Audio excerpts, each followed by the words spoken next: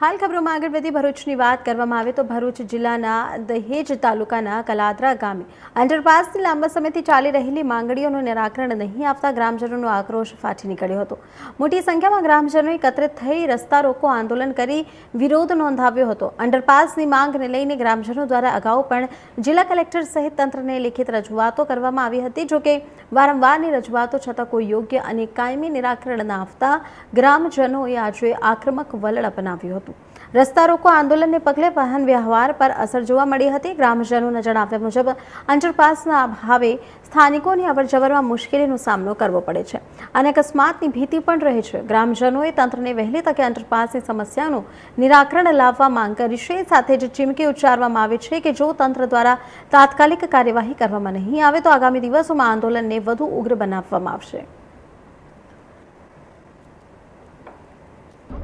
गणपत गोहिल गाम कलादरा अगाऊ पर अमे कलेक्टर साहेब ने आवेदन पत्र आप्યું છે આ વિશે અંડરપાસ વિશે।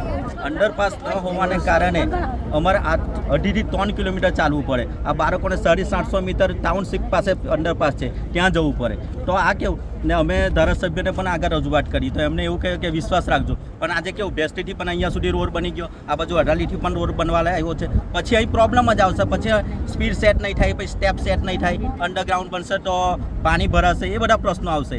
એના માટે અમે ને આજે ભાજપની સરકાર તમે કલાદરાથી માંડીને વાગરા તાલુકા પંચાયત, જિલ્લા પંચાયત, ધારાસભ્ય, સાંસદ સભ્ય, દિલ્હી નરેન્દ્ર મોદી સાહેબ વડાપ્રધાન, એટલે અહીંયાથી કલાદરાથી લખોટીમાં તો તમે દિલ્હી સુધી ઊભી ના રહે, એક જ સીધી લીટીના વારસદાર, કોઈ અવરોધન નહીં। તો પછી આવું કેમ? જો આજે ઈશ્વર પટેલ સેન્ટ્રલ ગવર્મેન્ટની અંદર રજૂઆત કરીને જો પુનગામ પાસે એક્ઝિટને એન્ટ્રી પણ આપી શકે, એક્સપ્રેસ સેન્ટ્રલ ગવર્મેન્ટનું કામ છે, તો પછી આ તો ગુજરાત સરકારનું કામ છે તો કેમ નહીં? એટલા માટે અમારા એ જ પ્રયત્નો છે કે અમે જે ચૂંટાયેલા પ્રતિનિધિ છે, ભાજપના કાર્યકરો છે, અમને સપોર્ટ કરે। અમે ગાંધીનગર ભૂપેન્દ્ર પટેલ સાહેબને મળવા ગયેલા તો 10 વાગ્યાના અમે બેઠેલા તો 5:30 અમારી મુલાકાત થઈ, તે પણ 5-10 મિનિટ। જો કોઈ અમને વજન નથી પડતું, ડીજીએમને પણ મળ્યા અમે તો ડીજીએમે પણ અમને 4 વાર કહ્યું કે 4 વાર અમે ધક્કા ખરા થશે, પણ હજુ કંઈ સોલ્યુશન જ નથી આવ્યું। એટલે આજે અમે ફોલ્ડ એન્ડ રોડ પર આવ્યા છે ને સરકારનું કામ સારું છે, ફોલ્ડ એન્ડ રોડ બને છે અમારા ગામની બાજુમાં, એ કામ સારું જ છે, પણ આજે અંડરપાસના મેન ભૂલ તો કાર્યપાલક ઇજનેરની। આજે આટલો મોટો પ્રોજેક્ટ બન્યો તો એમને વિચારવું જોઈતું કે દહેજથી વાગરા, દહેજથી ભરૂચ સુધીમાં કયા કયા ગામને અંડરપાસ મળે છે।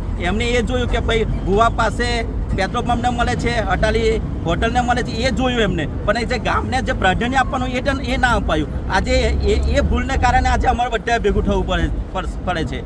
એટલે અમે એક આહવાન કરીએ છીએ કે એક અમારો અંડરપાસ મંજૂર થાય, એ જ અમારી વિનંતી છે।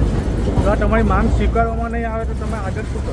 અમારી માંગ સ્વીકારવાની તો અમે તો મારા લોહીમાં ભાજપ છે, પણ આજે અમને પણ વિશ્વાસ ઉઠી જશે ભાજપ સરકાર પર, એટલે અમે પણ ગાંધી ચિંધ્યા માર્ગે એ અપનાવીશું, પણ એ નોબત નહીં આવે એટલે અમારું સરકાર શ્રી સાંભળશે। ભૂપેન્દ્ર પટેલ તમારા મીડિયાના માધ્યમથી ભૂપેન્દ્ર પટેલ સાહેબને, ખાસ હર્ષ સંઘવી સાહેબને અમારી રજૂઆત પહોંચે, એ જ અમારા પ્રયત્નો છે।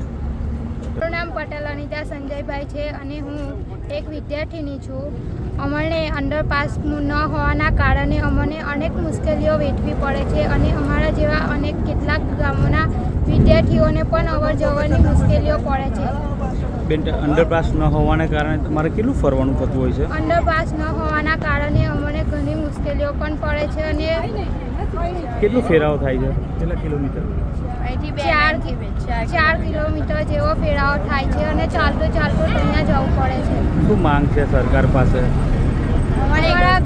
અમારી એક જ માંગ છે કે અમારા ગામની અંડરપાસ બને એવી અમને